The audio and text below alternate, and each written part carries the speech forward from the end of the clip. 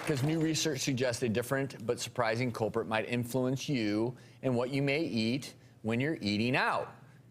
Could it be, and this study looked at it, overweight waiters? Researchers at Cornell University and the University of Jena in Germany found diners who were served by a person with a BMI that was considered high ordered more items than people who were served by someone with a low BMI, body mass index.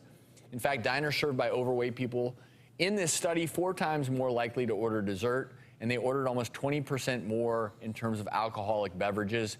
Researchers from the study said the waiter sets a social norm for the meal, and maybe, this is all theoretical, could having an overweight server make it easier for you as a customer to justify ordering what you're going to order. This is a tricky study. Certainly raises eyebrows. It's pretty. I think it's pretty cut and dry, because I know when I go out to dinner with my friends, if I'm out with a health nut, you know, I tend to eat healthier, you know, because we're kind of encouraging each other. If I'm out with one of my larger friends, I know I do this. When I'm out with one of my larger friends, I order dessert, I order the appetizer. I'm like, well, what do you want to eat first? You know, and we really have a moment together. Outside the box, not just the server, yeah, but it's your company. Yeah, what about the server? I get a menu. Typically, I look at the menu. They're running around so much, moving. They're typically pretty thin and cagey characters. You live in Beverly Hills. I mean, we got to get you to Middle America. Well, we got to get you out of the box. And this study came from Germany, where they serve all that beer and the bratwurst and papa there.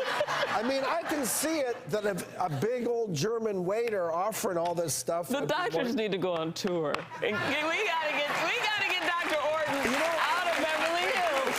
You know, this brings to mind a restaurant in Paris that's just killer, Chez Georges, which is really world famous, wonderful restaurant.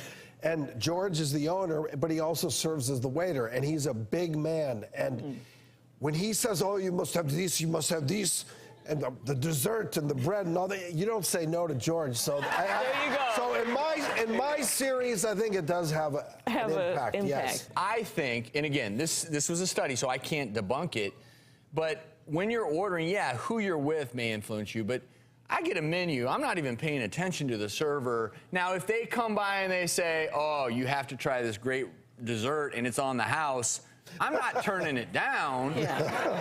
But and then I have a tendency, if it's a larger person who looks like they enjoy food as much as I do, I'm like, well, what's good? You know, what would you recommend? And really, whatever they recommend and what their favorites are, I assume that they enjoy food. So I'm like, okay, well, I'm going to get that too. Good point. I like that. Really, well, there may be some. So that's why maybe the study found what it found. I like it. I will say this.